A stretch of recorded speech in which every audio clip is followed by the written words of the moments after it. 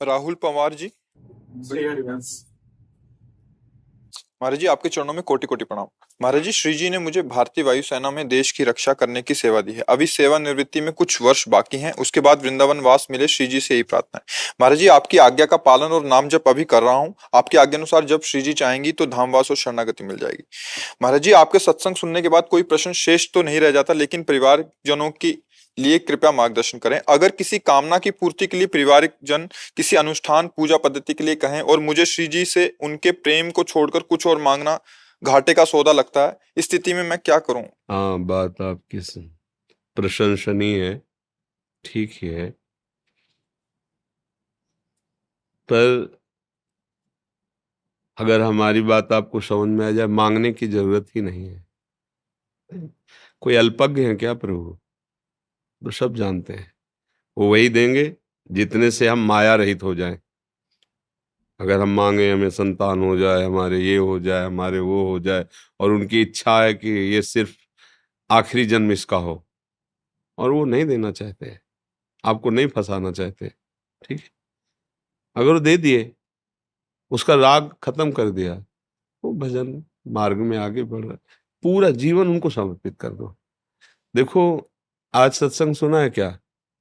भगवान ने अपनी श्रीमुख से बात कही, जननी जनक बंधु सुत दारा, तन धन धाम सुहृद परिवारा, सबकी ममता ताग बटोरी, मम पद मनहि बांध बर डोरी। फिर मैं कृपा करूंगा तो उसको अनुभव में समदर्शी, इच्छा कछु नाही, हर्ष शोक भय नहीं मन माहे, असज्जन ममुर बस कैसे, लोभी हृदय बशोधन जैसे। अब अध्यात्म और संसार भौतिकता में तो बहुत अंतर है ना। भौतिक बुद्धि तो यही चाहेगी ना कि अगर कोई भगवान है तो मेरे अनुकूल चले, मैं जो चाहूं संपत्ति दें, जो चाहूं वो काम बन जाए, जैसे चाहूं वैसे मैं विचरण करूं, मेरे ऊपर कोई शासन नहीं। अगर भगवान है तो ऐसी कोई कृपा करे। ये भौतिक बुद्धि पागलों जैसी है। हम कह रहे हैं बहुत कुछ यहाँ, जो कुछ भी सब मिल जाए तुम्हें, स्वस्थ शरीर हो, सुंदर स्त्री हो, और मनचाहा पुत्र हो, खूब धन हो, बड़ा सम्मान हो, जहां जाओ तुम्हें सब प्रणाम नमस्कार करे। मरोगे तो इसमें जाएगा क्या साथ? इतने में मरना तो है ही ना, मृत्युलोक है, एक निश्चित समय है, जाना तो है ही ना। अब इसमें खास बात क्या है जो तुम्हारे साथ जाए?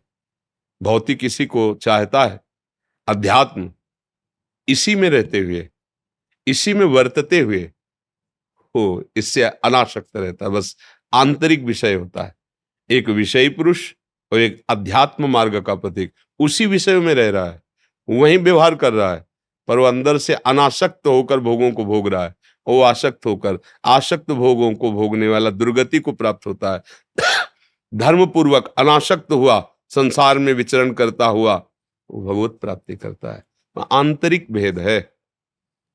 अब ये भौतिक भाव में जो मगन है, चाहे वो कोई संबंधी हो, उसको तो अध्यात्म अच्छा ही नहीं लगेगा ना।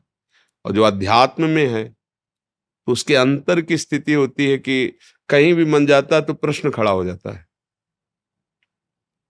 अगर ये मिल भी गया तो कितने दिन रहेगा? अगर ये भोग भी लिया तो क्या हमारी भोग चाह मिट जाएगी? चलो, मन तुम कहते हो ये भोग खा लो, ये देख लो, ये भोग लो, अगर ये सब भोग रहे हैं, अगर चाह मिट जाती तो इनकी सबकी मिट जाती ना। विवेक इतना प्रवीण होता है कि उसे सब जगह से उदास कर देता है। असत वस्तुओं, असत भोग, असत संबंध, नारायण हरि लगन में पाचों अनुस्वाद, विषय भोग निद्रा हंसी, जगत प्रीति बहुबात। अब संसारिक पुरुष का यही जीवन होता है, विषय भोग निद्रा हंसी जगत प्रीत बहुबात, यही जीवन होता है। और उपासक को यही अरुचिकर हो जाता है तो वो अध्यात्म की ऊंचाई पे चढ़ता है।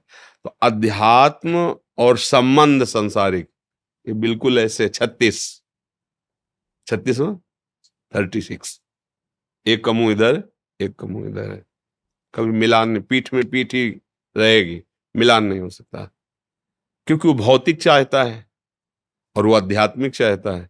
तो चाह में अंतर होने के कारण दिशा बदल गई। एक का असत संसार है और एक का सच्चिदानंद स्वरूप भगवान है। अब दोनों की भावना कैसे मिल सकती है? तो अपनी भावना को छुपा के उनकी भावना को संभालते हुए परमार्थ का प्रतीक चलता है, विरोध नहीं करता। भाई ये अनुष्ठान करो, हाँ कर तो रहे हैं ना। हमारी श्री जी लाडली जी उनका नाम जप कर रहे हैं, उनको देना होगा तो दे देंगे, इनसे बड़ा कोई अनुष्ठान नहीं। राधा राधा परा विद्या, अपनी निष्ठा अपने भाव में शांत, सुने सबकी, करे तस्मात् शास्त्रम प्रमाणम ते, गुरुजनों के शास्त्र प्रमाणित करे। कोई भी हो, अगर हमें सलाह देता है संसारिक आसक्ति की, तो हमारा प्रियजन नहीं है। जाके प्रिय न राम भय देही, अंदर की बात, तजिए ताहि कोटि बैरिशम, जद्यप परम शनेहि, तजयो पिता प्रहलाद विभीषण बंधु, भरत महतारी, गुरुबलि तजयो कंत ब्रज बनितन, भेमुद मंगलकारी। गोस्वामी जी कह रहे ये सब महामंगल को प्राप्त हुए। नाते नेह राम के मनियत सुहृद सुसेव्य जहां लो, अंजन कहाँ आंख जे फूटे, बहुतक कहाँ कहाँ लो। वो अंजन ही किस बात का जो आंख फोड़ दे, वो प्यारा ही क्या जो परम प्रीतम प्रभु से विमुख कर दे। नाते नेह राम के मनियत सुहृद सुसेव्य जहां लो, ये चतुराई तो अंदर रखनी पड़ेगी, नहीं तो ये संसार है। बहुत कठिन बातें सुन लेना और कर लेना बहुत सरल है। यही सत्य दिखाई देता है, रिश्ते नाते भोग सामग्री यश, ये सब सत्य नजर आता है, तो कैसे फिर इसे छोड़ा जाए। और भगवान कहीं नजर नहीं आते। ये माया का खेल है कि जो है उसको ढक दिया, जो नहीं है वो भास रहा है। भक्ति का यही खेल है, जो नहीं है उसे उड़ा दिया, जो है वही दिखाई देने लगा। जड़ चेतन जग जीव जत सकल राम, वो देख रहा, अरे ये तो सब प्रभु है, सर्वम खलमिदम ब्रह्म, ये तो ब्रह्म है। ये भक्ति का चमत्कार हुआ। माया है, ढक करके बाहरी रूप ऐसे प्रकाशित किए, लगता है प्रभु कैसे हो सकता है। तो अपनी भावना को गुप्त रखे, अपने गुरुजनों की वाणी और शास्त्र के अनुसार चले, अपने कर्तव्य का ध्यान दे।